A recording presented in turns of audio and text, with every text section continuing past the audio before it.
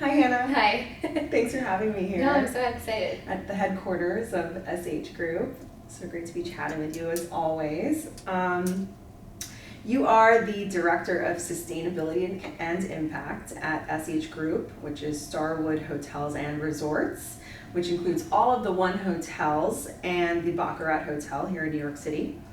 You have a background in program implementation on corporate real estate and hospitality. You're trained as an engineer. You have 10 years of experience as a sustainability and green buildings expert. And you also teach at Columbia University about green buildings. Mm-hmm. So, I mean, you have a very fine-tuned expertise, for sure. It seems like you were kind of always meant to be working in green buildings. Yeah. What is it that appeals to you about this genre, about this industry? I love cities and buildings. I always have. When I was growing up, my mom would be so confused when I studied environmental science and things like that, because she was like, you hate being outdoors. And I don't hate being outdoors, but I just really like cities as an extension of kind of ecosystems and nature and understanding how systems work. So that's kind of where all of my studies have gone, is geography and thinking about cities and thinking about patterns and all of that. So when I started working at a green building company. Okay. And learned a lot of that trade by just on the ground experience. And it's kind of evolved over time, and I got more interested in education and awareness. So this is where I am now. Were you like passionate about it when you were learning about it, or was it just like, oh, like now I just know all this knowledge? And like I think it's more of the latter, honestly. I'm a very passionate person in that I find like everything interesting, mm-hmm. but I like the idea of organizing your thought and decision making around certain parameters. So if it's related to the environment, or if it's related to health, I was very interested in medicine for a long time. Oh. If it's related to economic disparity and kind of like access to wealth, like I think that if you can have some backbone, it allows for kind of elegant decision making. And so that's why I was attracted to it more than just like my deep passion for the environment, you know, and not that that's not there too, but it's more just like it's an appreciation that I think we can use. Yeah, great. And what brought you to New York City? Because I know you're from the West Coast. Yeah, I'm from Portland, Oregon, which is like no surprise to anyone who meets me. But I went to my undergraduate at NYU for a while, and then I finished up in Oregon, and my dad's from New York. So I had family here, and it was just kind of natural to come back. It's also, if you think about within the States, it's the largest city. Right. It's also got another physical constraint because it's on an island or a set of islands. So you like have all these kind of parameters that are fascinating, and you know, they say that with limitations comes really great solutions, and I love that you kind of have to work with these hard boundaries like the ocean to solve problems. So that was my draw. Yeah, the ocean's a pretty significant boundary. Yeah, right. Yeah. Do you consider New York City to be sustainable comparatively to other cities in the country or around the world that you've experienced? I think that a lot of that depends on your definition of sustainability. Yeah. So from a per capita environmental sustainability standpoint, New York is pretty good because our per capita carbon footprint is small. We have we have centralized transportation, centralized waste management, we have nuclear power, we have all these things that make it so that our actual footprint as an individual here is pretty small.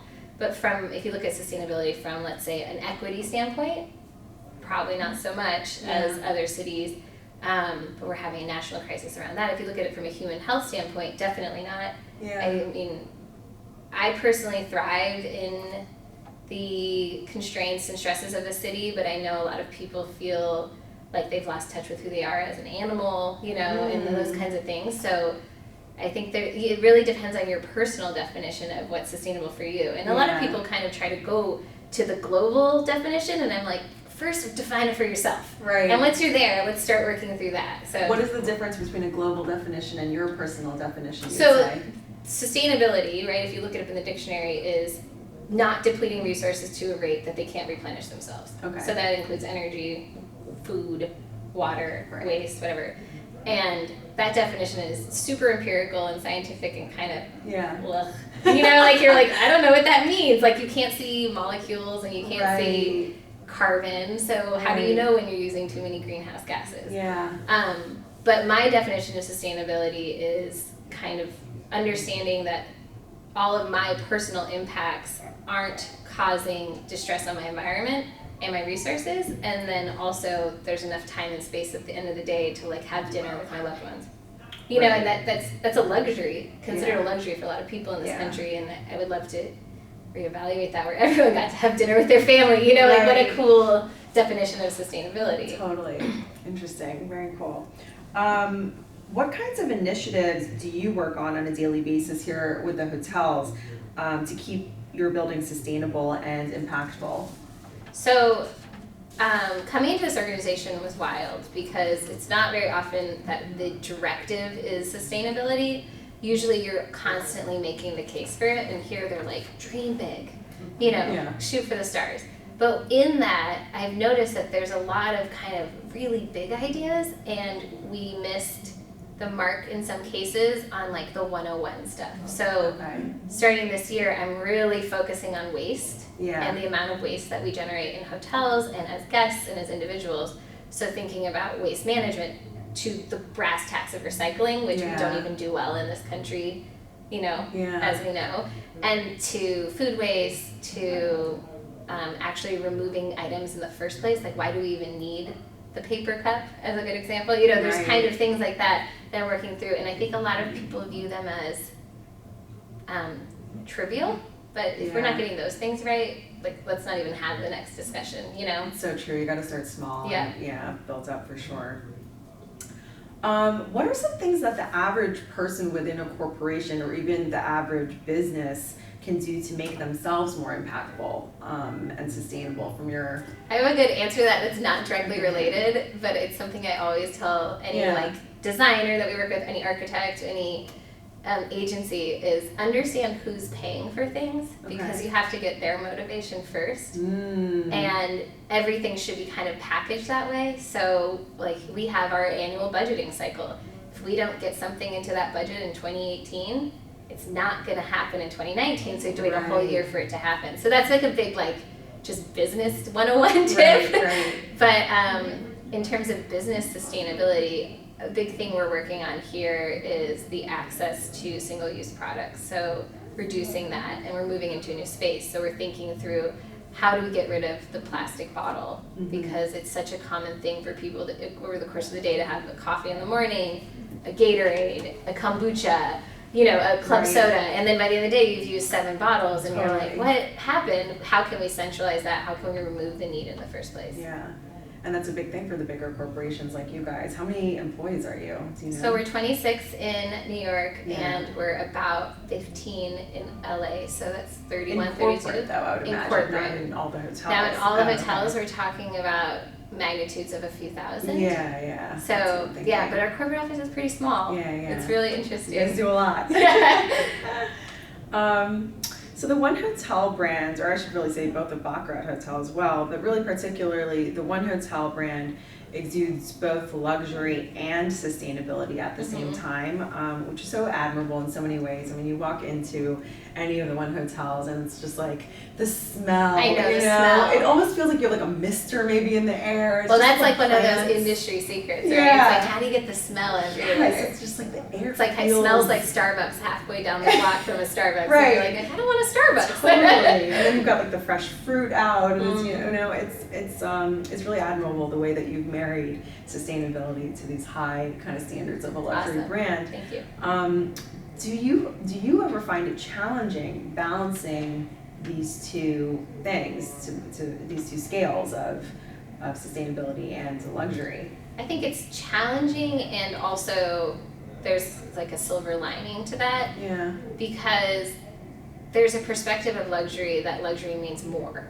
Right. And Barry, our chairman, is always reminding us that sometimes luxury is just seeing a sunset, because sometimes you just don't have time. Sometimes you can't see the sun setting. You know, there's these kinds of things. So redefining luxury has been a big challenge for us, and what consumption means around that. I think the flip side of that is there's this like trickle down effect when people in power and people with access start to move in one direction, start caring about things like the environment, you'll see that move down through policy, through corporate decision making, through influence on social media. So I don't ever want to devalue that as one of the pieces of the puzzle on how to move the needle. My big example, because I've been doing this a long time, is when the LEED certification came out for buildings, they required that we had low VOC paints in all of the buildings. And what is VOC? VOC is a volatile organic compound, but basically it means like when you paint a wall and it smells. Yeah. And they said that you can't have that. And it used to be a huge cost premium in the early 2000s to do that, and then now you go to the store and you have all low or no VOC paints that are the same cost, and that's now accessible to everyone. Right. So that's a very small example, but I think that we can't undermine the impact that people at this level have on the greater good and goods and services in general. Right. Great answer. You're good for my self-esteem. Yeah, I'm glad. You should feel good about yourself. Do you personally have a regular ritual that you practice to keep yourself in alignment every day and goal-oriented and being productive and doing what you do? I'm a big runner, and I think that that's my version of meditation. I was actually talking to my doctor about it the other day, and she said most women she knows who run do it not for physical health, but for mental health. Yeah. And I was like, that makes so much sense, because most men I know don't do it for mental health. Not that it's a gender thing, but she was just saying that that's interesting. And so running for me is the moment I start to talk to myself. I don't listen to anything. I just kind of start moving through these questions that are in the back of my brain that start coming up and formulating them. Yeah. And I think that's my version of meditation. I have started using this app at night that I love called Calm. And my husband uses it. It's so nice, and it's very like hypnotic. And I was using it for a few weeks, and then I realized the reason I like it, not only because it's effective, is that when I was little, my mom would play stories on a record player to put me to sleep. And it's almost the same. I learned this behavior, earlier. So it's this like kind of closing my eyes and tapping into this like calming storytelling vibe, which is really great. Yeah. Getting all the sleep hormones probably. Released. That's interesting. Very cool. How do you measure success, Hannah, for yourself and for others? I don't really know how I measure success. I actually think that might be one of my worst skills. Yeah? Because I haven't been very good historically about saying, wow, I did this really well. Okay. I'm better about how our team did this really well. Yeah. So I think there's something about my own, self-confidence in there when I just parse it out. But I think it's something I should work on. Or, I guess the alternative to that as I think through it is, maybe we don't really need success. It's just about continuing on through whatever your journey is. I think I struggle a lot of times with the idea that there's an end to a road. Like I don't like the term expert. Okay. Because I'm like, well, in 10 years, someone's going to come along that's smarter than them, because everything's foundational to something else. Mm-hmm. So I guess maybe that's part of it too, is that success for me is kind of relative to like time. And then it turns into like this whole metaphysical thing where I'm like, what is time? Doesn't even exist. I'm like, well, I don't even know what you're asking. So that's my mental spiral. How do you know when you feel that your team has been successful? I use a lot of metrics. I think that metrics are super compelling, and they allow for us to compare to each other, to think through what we're successful at. I think we've started monitoring our energy use in real time for our properties, and we can kind of see the chart ticking down slowly, but it's doing it, and it's a big success. I also really love when I can talk to someone and see that we have a shared language, and that to me is very nice and successful. If I can go to a team member who's a Bell person at one of our properties, and they're talking about the plastic reduction program and what they have done at their own home, and I'm like, okay, this is successful, right? Like this is, I can see that it's integrating, and I can see that we're all sharing a language around something, that's powerful. Yeah, if you're reducing waste even just a little bit, it's like, I know. Waste is so crazy. I never thought I'd be like, I'm obsessed with waste, but I think about it all the time. I'm like looking at videos of different waste management systems in different countries, like watching how different trucks work, because I'm like, I can't believe it. It's nuts. Yeah, the food waste thing we were just talking about before, I just discovered this. Have you heard of Misfits Market?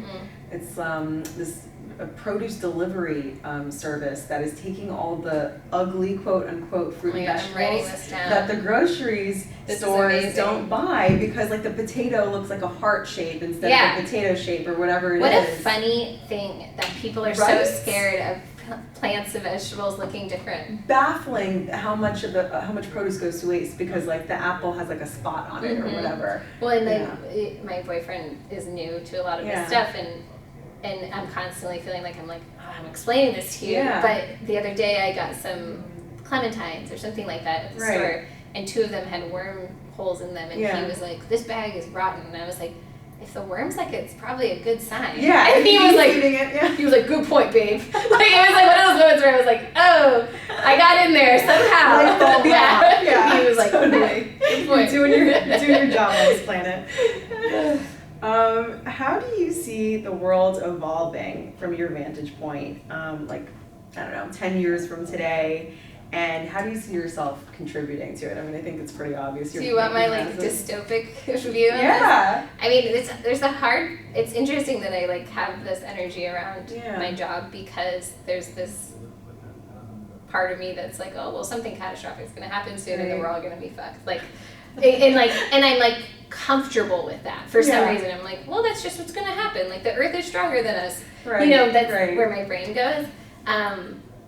I think there's going to be a massive oversimplification of what we do. In the 40s and 50s, we saw such a boom around innovation. Air conditioning was invented, plastics were invented, and these 2 consumer products came out of the need because we had a lack of natural resources. So now we're going to have these unnatural resources destroying our planet, so I think there's going to be a huge shift where we don't use anything. It's like delineating and banning, and it's going to be really big because of necessity and health and pollution and all those things. But there's going to be that revival, I hope. I think we probably will reach a point where we don't have a choice. We don't have, that's what I think. It's going to be less like a beautiful story about everyone coming together, and more of a people are dying from their water being contaminated by microplastics. And then we'll be in that situation. Then people start making a difference, I know, I can go really dark with that, but it doesn't bum me out. It's like... It just seems reasonable considering the trajectory I'm we're like, on. what do you think's going to happen? Totally. You look at like those oceans, in those islands where the oceans are like just, filling up with plastics, totally. So this last question for you is, what is a valuable piece of advice you'd like to share with other professionals creating who are committed to impact sustainability and consciousness? Okay, a valuable piece of advice, and this is selfish, is I think that there's a human nature aspect of wanting to find one thing to solve all our problems. And it's why we put a lot of stake and value in a single product, but really we haven't solved some of the basic systems yet for those products to shine. So I don't think that we need to innovate. I think it's about taking a step back and kind of just making ourselves better on a systems level. The efficiencies and thoughtfulness and simplification, all those things kind of fall into there, where it's easy to say like, oh, this is gonna save the day. It's we can put PV panels everywhere, but if we're still eating as much meat as we're eating and throwing out as much food waste as we're doing, we're still going to have a huge carbon impact. So that's kind of where my advice falls. But I'm also a little bit of a Luddite when it comes to things, because I'm like, technology can't solve it.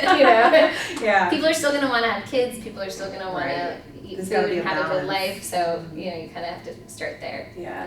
Get back to basics. That's what I'm saying. It's just charming, whatever. Thank you so much. Thank you. This was a great conversation. And thanks for having me. Thanks for having me.